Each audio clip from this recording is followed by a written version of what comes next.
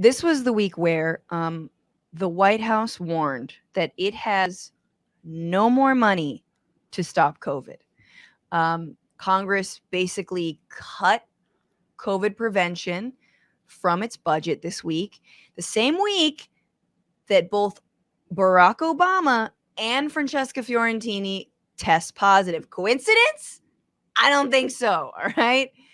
But this is real. So here was some of the money that was requested was $22.5 billion, but it was chiseled down to around $15 billion before it was cut entirely from the latest funding bill last week, leaving government relief efforts strained. Now, it might reappear somewhere. I don't know. It's very fun, though, considering there's like a new COVID variant spreading across Europe known as BA2, which is also coincidentally the degree you get when you graduate from DeVry University online, BA squared. What does this mean for Americans, though? What happens? The most immediate impacts of COVID relief running dry will be felt by uninsured Americans who will no longer be able to submit claims for tests or COVID treatment starting next week. Senior administration officials told reporters earlier on Tuesday. In 2 weeks, claims to cover vaccinations will also no longer be accepted, meaning the program that has been covering people without insurance throughout the pandemic will effectively end. So you know how when you get a vaccine, they're like, do you have insurance? And you don't have to put it in, but you do. That actually does charge your insurance company. But now you're going to have insurance. Otherwise, you have to pay. And I've heard that like testing kits are something like $600 a piece, which is wild. More impact. Anyone seeking monoclonal antibody treatment? Anti-vaxxers. Now that ivermectin doesn't work. You remember how they were all into the monoclonal antibody treatment? So that treatment is going to face a tougher battle starting next week because the government plans to cut supplies to states by 30%, and a new purchase for hundreds of thousands more monoclonal antibody treatments are going to be canceled. Finally, if this were any surprise, in the instance of a new variant, we got BA2, U.S. would not have the money to buy new variant-specific vaccines for all Americans to get vaccinated if that becomes necessary. Research on new vaccines and treatments will also be affected by these cuts, including a progress on pan-coronavirus vaccine, which could protect against a range of variants. On the testing capacity, the administration says that current domestic supply will get Americans through June, despite earlier warnings that Americans would see less testing availability starting even this month. So fewer tests, fewer vaccines, less research on all that. I don't know. It's good to be old, I guess, at this point. Because if we can, Sure. if you're like over 65 and you can get your fourth one in there, I mean, I just got my fourth, the natural way. Yeah, no, it's very typical, I feel like, of this country that we've had like a couple of months or whatever it's been of like a downturn or like eased up a little bit. And so then everybody was just like, we got it. We took care of that. I think we're good now. Do we really have to keep doing this?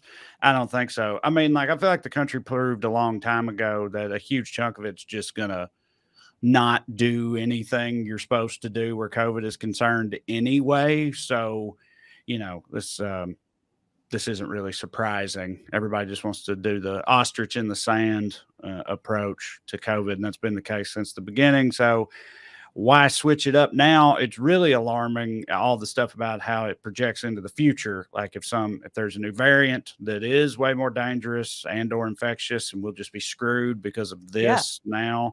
I'm sure that would never happen. Not in these times would a massive catastrophe. Yeah, a new variant, unforeseen, horrific consequences. I feel like we wouldn't have something like that go down. It's not totally in keeping with the past, I don't know, 6 years or whatever it's been of reality. Things seem to just get worse. So I don't know why we would expect things to improve on this front, especially if we're just going to give up on trying to make them improve. So yeah, this is all great. It's fun. I'm looking forward to it. Well, what's crazy is, and it's like there's a silver lining, because up until now, Biden's COVID czar has been this guy named Jeff Zients or something. And he's like a corporate executive who had no experience in public health, and his entire strategy was, we'll just browbeat people into getting vaccinated, and then that's it. Like, don't, plan for the eventual future. Don't think about, broader things you could do to mitigate COVID. Maybe paying people once again to stay home from work. It was like, no, get the economy started. Now there's a new guy, Ashish Jha, who's actually a public health expert, which is great, but it's like, welcome to your new job. There's no money. So sorry. Right. Well, And yeah. It's also the way that I don't know, I'm sorry if this is cold or whatever, but I really don't care at this point. But the way that like most Republicans look at poor people, which is just like, well, just stop being, take personal responsibility for your choices and pick yourself up by your bootstraps and work harder, and then you won't be poor. I'm not going to help you out with it. You should make your own decisions and just, affect your own life, personal responsibility, that whole thing. That's pretty much how I feel about the unvaccinated, and have for a long time. It's just like, it's not my problem. Like, that's a choice you made. You should take personal responsibility for it. I don't know why it's on nobody else but you, is basically how I look at it. But what sucks about this is, if they remove the whole infrastructure, if that affects vaccine availability, so now in the future, you can't get a vaccine just because you're poor and you don't have insurance, even if you want to get one. Well, that fucks all that up. You know what I mean? I can't. That hurts my self-righteous stance on the matter in the future if they've made it to where, some people just won't be able to because we fucked up and don't have enough. And of course, it's always going to be the poor people that get fucked over the first, and then rich people will be bitching at them for dying of COVID for being poor.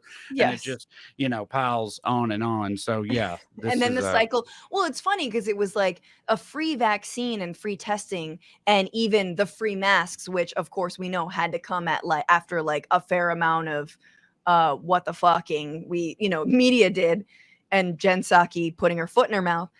Her sake in her mouth. I'm done. But this was like a brief little respite from what America usually does, which is not, you're gonna have to pay for that. And I'm sure you saw a lot of right wingers being like, okay, well, if the COVID vaccine is good, then how come it's free? And you're like, because it's really serious, but you have a point. And they're like, oh, and insulin's not free. And you're like, you've got a good point. This is why we need universal health But care. again, as always, they draw the complete exact wrong conclusion from that. You know what I mean? It's like, how come this is free and insulin isn't free? And if you leave it right there, you're like, yeah, it's a great fucking question, right? Why isn't insulin free? And they're like, oh, no, that's not what I meant. I meant, like, why aren't we charging people for the COVID vaccine? We shouldn't just be giving this shit away. Like, you can't. No, I meant that means it's a Bill Gates, microchip that'll turn you into a lizard. Yeah. No. Well, so, I mean, I guess one thing, vaccine is, yes, we need more access to the vaccine, obviously. But yeah, we've got a lot of people in this country who won't take it. And I agree with you. My thing is, of course, the immunocompromised people like my dad cannot develop antibodies. Like, he's had every vaccine, but he is coming out of chemo. So he was like on, did chemo and had survived cancer. Well, those folks, it takes a long time for your immune system to get back to where it needs to be to fight off something like COVID. If you got COVID, it would be even the so-called, lighter strains like Omicron. I think it would be really, really, really dangerous for him and so many other people. But the thing is the testing. If I hadn't had access, in just getting sick, to the amount of testing, was able to go to a Walgreens. They had tests. It was expensive, but if we had insurance, it was free. And I was like, hell yeah, make fucking Kaiser pay for this bullshit. I hate Kaiser. And I got 8 tests, and I was like, hell yeah, this is amazing. But if that dries up, then how the hell are we going to know? And apparently states are also stopping tracking COVID. Right. Well, because, you can't have COVID if you don't test positive. And the people in your state can't have COVID if you don't track it. So it kind of makes it go away if you think about it. It's sort of the way most of the men in my family approach any kind of illness. It's like, you can't have anything wrong with you if you don't go to the doctor. Because when you go to the doctor and they tell you something's wrong with you, well, now you got a problem. But as long as you stay at home and don't go to the doctor, you just keep saying, it'll be all right. And that's kind of a lot of these states' approach to to COVID tracking and testing and whatnot. But they will remind you of the flu deaths, of course, Well, yeah. which we still track in this country. Right? Yeah, well, those are serious. Oh, yeah. Yeah. Well, those are even worse than COVID, some would argue, who've never read anything. I hope they fucking find the money. Literally, I'm like, oh, no. Just do this. My expectations for Congress are so low at this point. I'm just like, just do this one thing, please. Can you not? We're about 1 million dead now in the richest country on earth. What the fuck? What's going on, Frantifa? If you haven't already, subscribe to this channel right now. Hit that button. And also, you can become a patron and support the show every single week. Get access to bonus episodes and exclusive merchandise. Patreon.com/bitchuation room. Do